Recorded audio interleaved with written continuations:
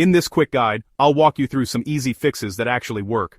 Alright, let's start with the most common cause, your computer's power settings. On your keyboard, press the Windows key and type Device Manager. Once it opens, scroll down and expand Network Adapters. Now, right-click on your Wi-Fi adapter, the one that usually says something like Intel or Realtek Wireless Adapter, and select Properties. Next, go to the Power Management tab. Here's the important part. You'll see an option that says Allow the computer to turn off this device to save power.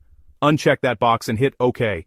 This stops Windows from turning off your Wi-Fi adapter whenever it thinks it's saving energy, which is often the reason your Wi-Fi keeps cutting out. Still Wi-Fi issue, make sure your drivers are up to date. Go to Device Manager, right-click on your Wi-Fi adapter again, and click Update Driver, then search automatically for drivers. If there's a newer version, install it. Keeping your drivers updated helps fix stability and connection issues. Another thing you can do is check your Wi-Fi network settings, if problems still persist. To fix that, open Settings, Network and Internet, Wi-Fi, and remove any old or duplicate networks you don't use. Lastly, if the issue still happens, try restarting your router.